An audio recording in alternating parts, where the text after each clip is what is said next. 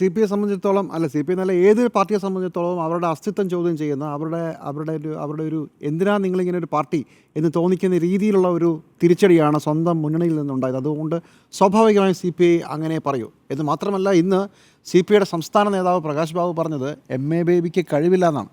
അത്രയും രൂക്ഷമായ പ്രതികരണം ഈ അടുത്ത കാലത്തെങ്ങും ഉണ്ടായിട്ടില്ല. അത്രയും ശക്തമായിട്ടാണ് CPI നിലപാടെടുക്കുന്നത്.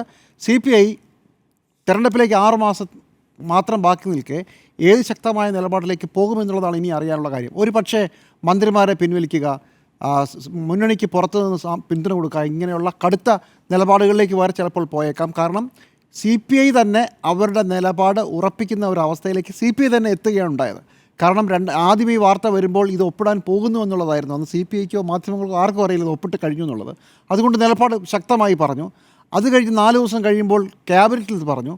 അപ്പോഴും ഇത് ഒപ്പിട്ട് കഴിഞ്ഞിരുന്നു എന്നുള്ളത് അറിയാവുന്ന മുഖ്യമന്ത്രിയും അറിയാവുന്ന വിദ്യാഭ്യാസ വകുപ്പ് മന്ത്രിയും ബാക്കി ആരും അറിഞ്ഞിരുന്നു എന്ന് ഞാൻ കരുതുന്നില്ല. അവരാരും ചിരിച്ചുകൊണ്ട് മിണ്ടായിരിക്കുകയാണ്.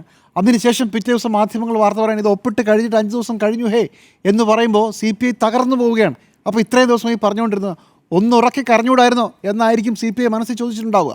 അത്രയും അപമാനിക്കപ്പെട്ട ഒരു സാഹചര്യത്തിൽ CPIക്ക് മറ്റു വഴിയില്ല. CPI ഏറ്റവും ശക്തമായ നിലപാടിലേക്ക് പോകാനാണ് സാധ്യത. കാരണം ഇനി ഇതിനകത്തുനിന്ന് CPI എന്നല്ല ഏതൊരു രാഷ്ട്രീയ പാർട്ടിയും ഏതൊരു വ്യക്തിയും ഇങ്ങനെ ഒരു ഘട്ടത്തിലെത്തി നിന്നാൽ പുറകോട്ട് തിരിഞ്ഞോടാൻ പറ്റില്ല. അങ്ങനെ ഒരു അവസ്ഥയിൽ കാര്യങ്ങൾ എത്തി നിൽക്കുന്നു.